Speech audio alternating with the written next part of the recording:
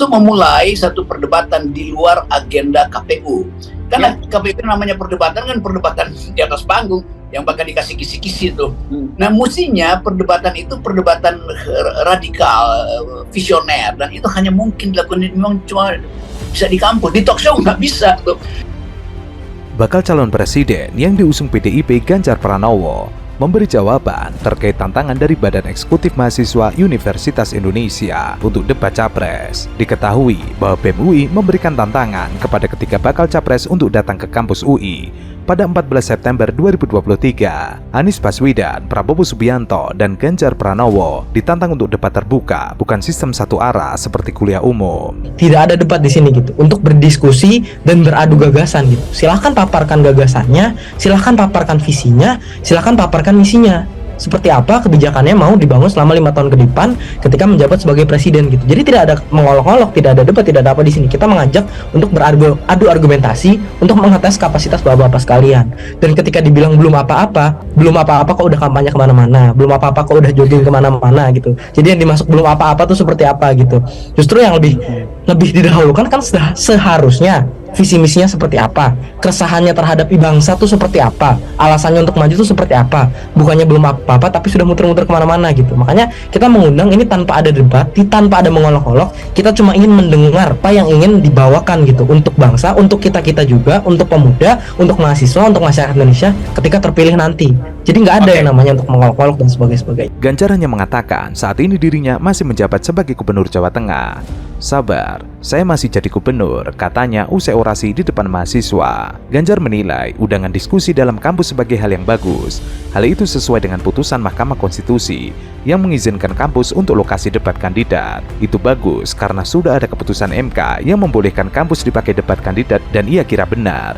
Lebih lanjut, Ganjar mengaku sejak dulu dirinya termasuk yang setuju kalau kampus dipakai untuk ruang debat. Menurutnya, uji gagasan dan pikiran yang paling bagus di kampus. Tinggal kalau tradisinya sudah ada, nanti orang akan punya tradisi keilmuan yang dipakai, bukan emosional dan berpikir hanya sebelah saja. Maka menurutnya menarik, maka ia kira mesti diwujudkan. Menyoal debat hanya di perguruan tinggi negeri, Ganjar menilai baik kampus negeri maupun swasta sama saja, sebab semua punya kepentingan terkait hal itu. Jadi menanggapi situasi politik yang hari ini kami anggap luar biasa keruh dan jenuh gitu. Bagaimana tiap koalisi yang ada hanya saling obrol capres-cawapres, melakukan negosiasi di bawah meja yang mungkin saja tidak bisa menguntungkan rakyat dengan sepenuhnya gitu. Bagaimana politik gimmick hari ini luar biasa memenuhi publik. Kami menanggapi itu dengan jangan sampai kita melupakan esensi sistem gurih dari pesta demokrasi, yaitu bagaimana adanya sirkulasi elit untuk mencari pemimpin mana yang paling besar gagasannya, yang paling baik wawasannya, dan yang paling mumpuni kapasitasnya untuk memimpin bangsa selama 5 tahun ke depan. Dan oleh karena itu kita ingin ada pertarungan gagasan untuk tiap bakal calon pemimpin yang nantinya akan memimpin bangsa ini. Dan kami rasa ruang paling tepat untuk pertarungan gagasan tersebut ada di kampus. Kampus adalah tempat yang setiap harinya mempertarungkan gagasan dan memperlempar argumentasi dibalas dengan argumentasi. Ini sehingga kami menganggap paling tepat jika pertarungan gagasan tersebut dilakukan di kampus.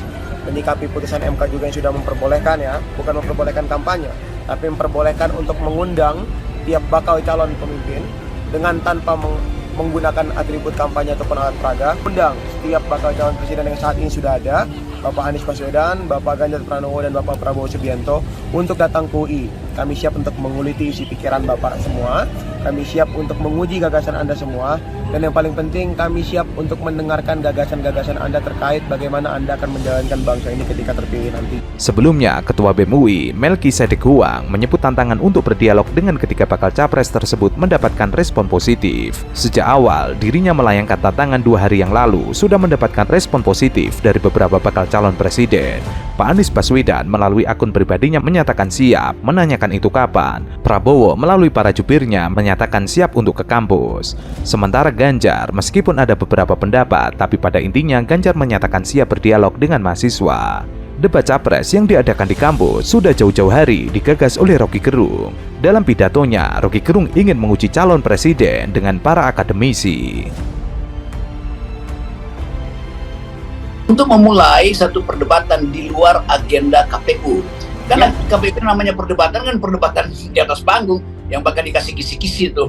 Nah, mestinya perdebatan itu perdebatan radikal, visioner, dan itu hanya mungkin dilakukan memang cuma bisa di kampus, di talk show nggak bisa tuh. Kenapa? Karena panelis kampus itu tajam sekali tuh, bukan sekedar profesornya, kadang-kala profesornya juga lebih tumpul dari anak-anak BEM ini kan. Dan saya ingin supaya akademisi UI itu pulih akal pikirannya, yang nggak usah basa-basi pada Anies mesti dihajar di situ, jangan ada feodalisme tuh. Kenapa? Karena kita mau uji benar-benar visinya apa, konsep dasarnya apa, retorikanya bagus nggak? Jangan-jangan retorika itu hanya untuk menyembunyikan logika yang cacat. Jadi semua aspek yang kita sebut ilmu perdebatan itu akan ada di situ tuh. Nah, itu pentingnya juga setelah selesai diskusi, pers harus doorstop pada dosen-dosen untuk dapat semacam kesan umum kan. Itu sama seperti doorstop begitu keluar dari kotak suara tuh.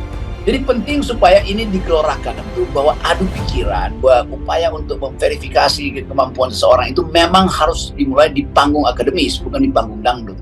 Setelah dari UI, kemarin saya ke Universitas Muhammadiyah Jakarta, dan kesepakatannya juga begitu.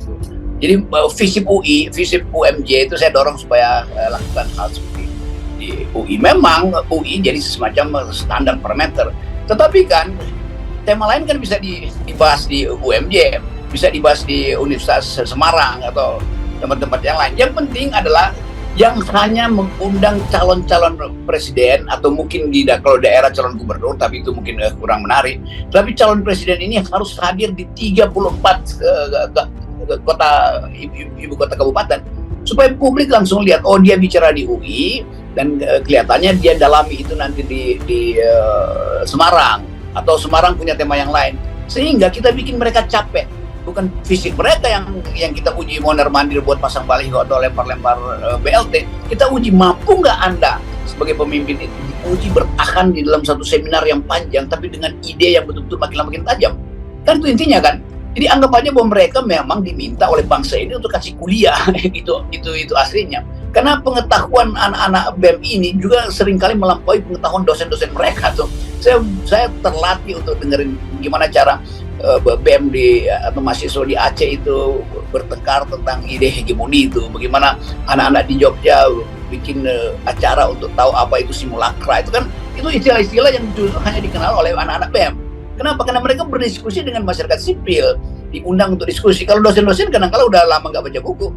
Jadi pastikan bahwa dunia akademis itu bukan dimonopoli oleh profesor, tapi oleh semua orang yang punya dalil, terutama anak-anak baru ini, anak-anak UI kemarin yang baru masuk tingkat 1 itu pikirannya gila-gila tuh. Timbul semacam sinisme di kampus, bahwa kenapa sih kami dilarang untuk menapis pikiran atau visi dari calon-calon presiden ini.